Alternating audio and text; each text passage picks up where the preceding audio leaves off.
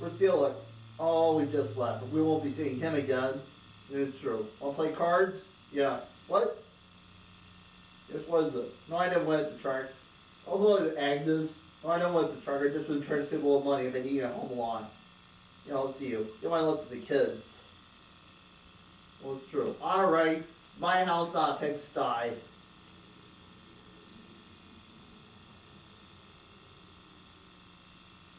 In honor of the 20th anniversary of Survivor, I'd just like to say something from the bottom of my heart.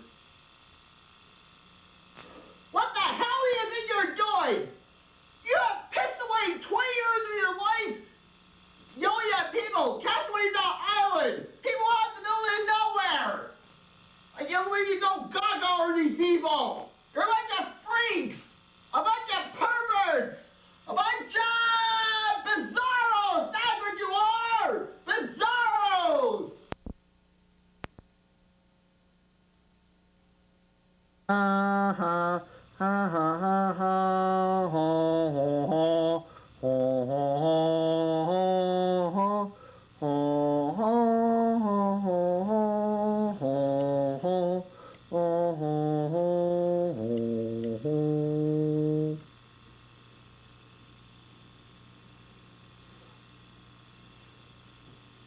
Ladies and gentlemen, there has been told there may be part of an inspector general coming this way any moment. I demand that all bribery stop until further notice. And we may he appears to be an heir from the capital, for he travels incognito and post method. I want to read every single piece of mail that comes through. So any information is important. Of course, I've been reading people's mail for years. Learned so much. Did I tell you about the man of the wall weekend in Kiev? Sir, yes? Went to the hotel, the proprietor. I went to the hotel. You talk to Pierre Babinsky. You talk. And you, Pierre Babinsky. Well, went to the hotel, and this was the man from the capital there. I said, all right, you both said, ah. The main thing is, you haven't found our Inspector General. To the hotel.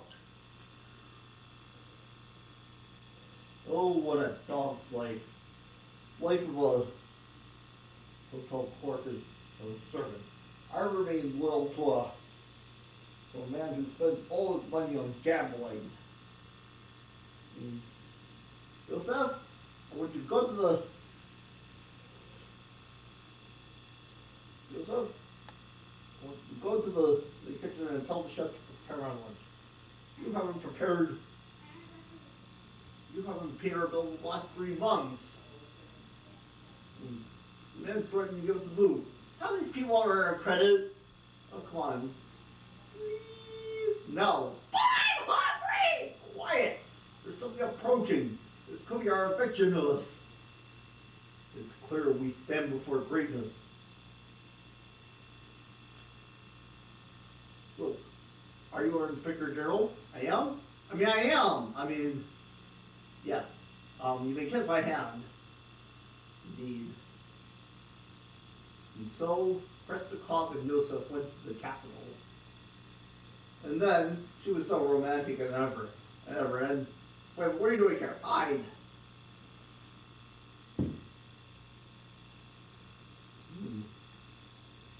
Have you seen how the girl was impressed with me? The girl was impressed with me, and mother, she was all over me. Quick, hide. I couldn't help noticing about some things that for me to discuss about certain affairs of business. Of course, certain affairs of business. You know, I've fallen in love with you. You have? You have? Indeed. I've fallen madly in love with you. We shall be married tomorrow. And then the next day. And then she said, C'est la vie! Mr. Christakov! Over here, now. This? These people think you're an Inspector General. You must leave before they catch on. Oh, pooh, I was having fun. excuse me, I have to go. Urgent matters is state carry. You can't leave me. I'll return within days. Ladies and gentlemen, I have important news. The man we took as the Inspector General was not the Inspector General. I have a letter written by that man.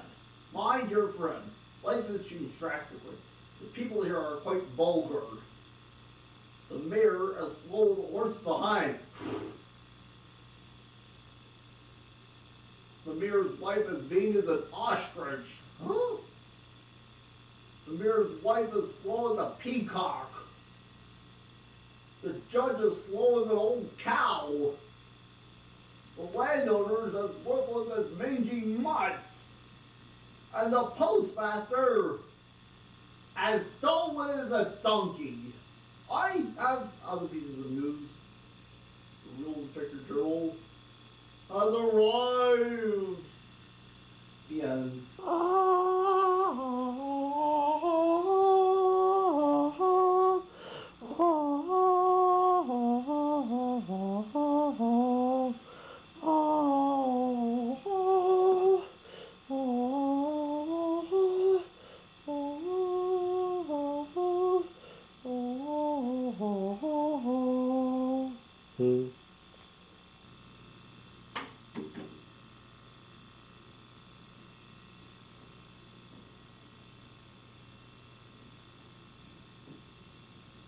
Oh, Thomas Renfield, what seems to be the problem? I just came back from a holiday in Transylvania. Saw something terrible. Terrible? How terrible? I saw a vampire. You mean bad? A real vampire, Count Dracula. Don't be stupid. The last of the Draculas died centuries ago. Yes, but yet he lives. And the means in which he lives are terrible. He lives by drinking blood. He'll make two small punctures in his fangs in the jugular vein and drink the blood. It's terrible. I had to tell someone. Also, would think it was bad, bad, and bad. Ah! And so, after a long trip to Transylvania, Van Helsing arrived. So what can I get for you? First I would like something to eat, and then I would like some information. I wish to know he who is called Count Dracula. You dare speak his name? Why is that terrible? Do you know the fear we live in day to day, knowing he could just drink your blood? Don't worry, I've come to destroy him. Don't worry, you'll never get past Igor for a start. Who is Renfield? Renfield is manservant to Dracula. He protects his master's coffin by day. He sleeps in a coffin because he can't stand the sunlight. He does. He crumbles into 200-year-old dust. And another thing, he don't like garlic. I hate garlic. I don't like garlic either, but no, garlic keeps him at bay. Hold up garlic and he can't get at you. And he doesn't like religion either. Religion? Of course, hold a cross or any Christian symbol or religious symbol, and he can't get at you. I can keep him at bay during the day and you can't get to him at night. How can I kill him? Steak! Oh, he doesn't like steak either. How about French fries or a side salad? Not that sort of steak. He's a wooden steak. Sharpened wooden steak. Cake steak. Hammer into his heart. The only surefire way to kill a vampire. I have an idea. I know what to do. So, that night, Van Helsing took the works out of the camera and placed inside a wooden stake. He also placed a small explosive charge powerful enough to inject the stake into the heart of the foul fiend. Then he was ready. Wake up, sleepyhead. It's night now. Ah, the night is wonderful. Ah, it's a wonderful night. The sunlight makes one feel good to be dead. I will go into the village and have a bite.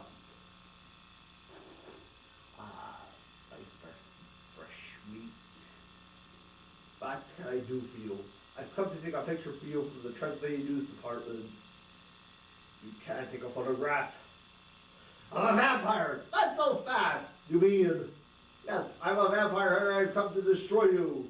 Ah! Ah! Ah! That doesn't Dracula, your days of terrifying people are over. You didn't kill me, but he shall pay.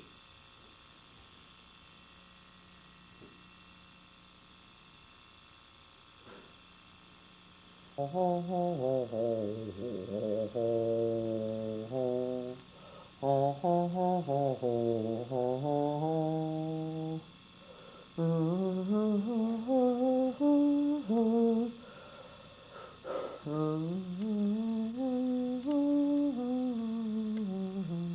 Christmas Eve many years ago, I was listening for a sound a friend told me I'd never hear, the ringing bells of Santa's sleigh. There is no Santa, my friend had insisted, but I knew he was wrong. Late one night, I did hear a sound, the squealing metal and screeching trains.